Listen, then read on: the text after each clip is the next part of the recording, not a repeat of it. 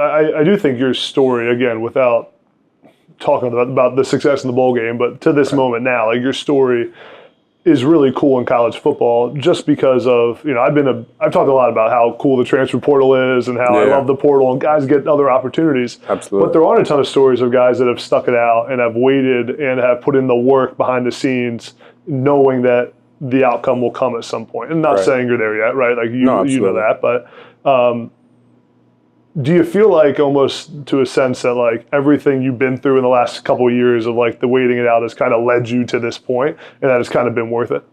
Yeah, absolutely. I think one thing like I want to keep in mind though is just because you had a certain amount of adversity that you were able to overcome doesn't mean that things will now become easy for you, and I want to keep that in mind because like obviously when you played, you know how it is, like what we do is very difficult day in and day out, and if you come to a point where you're like, I've arrived, or like, I understand how to do this, that's the point where you'll get knocked back down a couple pegs, So I think absolutely, like my experiences have shaped who I am and prepared me for this opportunity. But I also don't want to take anything for granted in having this opportunity. Yeah, I always say like one of the only guarantees is that bad things are going to happen coming out. Like that's just life, right? That might be a little too pessimistic for me. It's a dark way to look at it. But yeah, I mean, to those last couple of years, what was the reason that you decided to stay and not find other opportunities, and you decided to kind of wait it out and play behind Caleb and do that?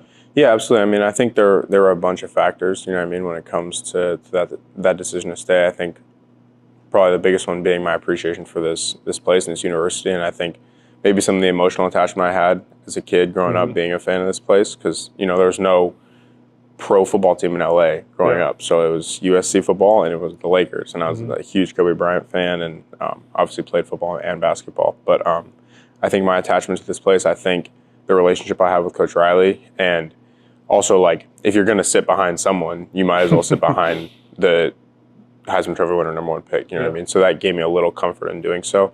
And I love the people I was around. I love my teammates, and having the opportunity to be coached by Coach Riley, obviously, and then Cliff last year was really unique, and I think helped my game in a ton of ways. Yeah.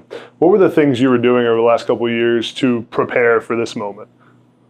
Yeah, I mean, a little bit of everything. I think that's the best way to answer that question. I think the biggest thing for me was without game experience, you have to treat practice like a game. So when you go into that Tuesday practice, obviously, like you have the advantage in that your body is feeling good. Like you didn't take a ton of hits on that. That Saturday before, but you have to treat that like a game environment because that's the closest thing you get in those competitive periods, especially during the season. Like you don't want to gain all this ground in winter workouts, spring ball, summer, and then not continue to progress and get better throughout the year. So doing that without game experience really taught me how to treat practice like a game, and I think that was invaluable. What's the number one thing that you learned from Caleb Williams and watching him prepare and develop during his time here? Yeah, I mean, Caleb obviously is such a unique talent, you know what I mean? And some of that stuff can't be replicated. But I think one thing that he had and did that I always really admired was his confidence in playing the position.